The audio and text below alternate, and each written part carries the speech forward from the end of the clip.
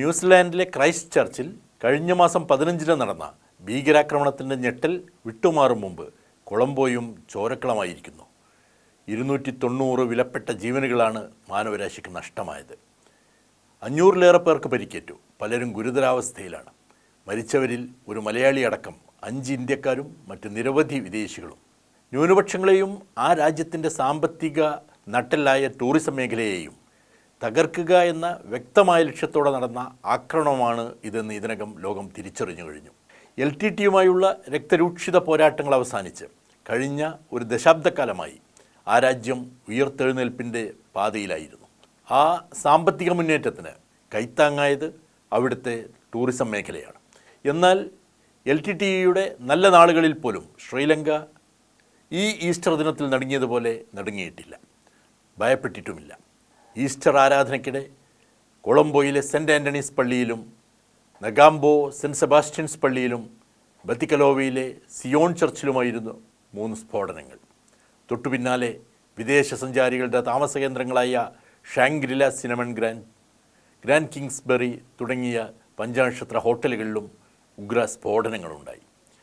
ഈ 6 സ്ഫോടനങ്ങൾക്ക് ശേഷം ഉച്ചതിരിഞ്ഞ് കൊളംബോയുടെ തെക്കൻ മേഖലയിൽ മറ്റൊരു സ്ഫോടനം.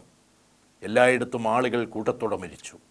ഈ തുടർ സ്ഫോടനങ്ങളോടെ ശ്രീലങ്കയുടെ ടൂറിസം മേഖലയിലെ കോടികളുടെ വിദേശ നിക്ഷേപം അനിശ്ചിതത്വത്തിലാവും എന്നുറപ്പാണ്. 3 ലോകരാജ്യങ്ങളും അവിടങ്ങളിലെ ന്യൂനപക്ഷങ്ങളും എക്കാലവും നേരിട്ടുകൊണ്ടിരിക്കുന്ന വേഷപ്രച്ഛന്ന ആക്രമണങ്ങളിൽ ഏറ്റവും പുതിയതാണ് കൊളംബോയിൽ അരങ്ങേറിയത് എന്ന് പറയാം. ആഭ്യന്തര യുദ്ധത്തിൽ നിന്ന് കരകയറിയ ശ്രീലങ്ക അവരുടെ സൈനിക ശക്തി കൂടി ഉപയോഗപ്പെടുത്തിയാണ് ഉയർത്തെഴുന്നേൽപ്പിനുള്ള അടിസ്ഥാന സൗകര്യമൊരുക്കിയത്. പള്ളികളിലും കൊളംബോയിലെ ഇന്ത്യൻ ഹൈക്കമ്മീഷനിലും സ്ഫോടനം നടത്തുമെന്ന് 10 ദിവസം മുമ്പേ പോലീസ് മുന്നറിയിപ്പ് നൽകിയിരുന്നതായാണ് വിവരം. അങ്ങനെയെങ്കിൽ ഇത്തരം ഭീഷണികളിൽ നിന്ന് ഇന്ത്യയും അല്പം പോലും മുക്തമല്ലെന്ന് വേണം മനസ്സിലാക്കാൻ.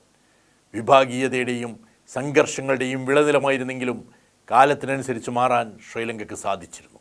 ഇന്ത്യയോടും ചൈനയോടും കൊമ്പുകോർക്കാൻ വന്നിട്ടുള്ള ആ രാജ്യം ആഭ്യന്തര കലാപത്തിനു ശേഷമുള്ള ഉയർത്തെഴുന്നേൽപ്പിന് ഇന്ത്യയുടെയും ചൈനയുടെയും സഹായവും സൗഹൃദവും തേടിയിരുന്നു.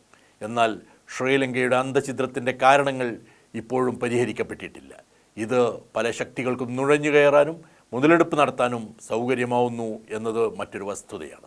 കഴിഞ്ഞ വർഷം കാൻഡി ജില്ലയിൽ മുസ്ലിങ്ങൾക്ക് നേരെ നടന്ന ആക്രമണം അതിനുദാഹരണമാണ്.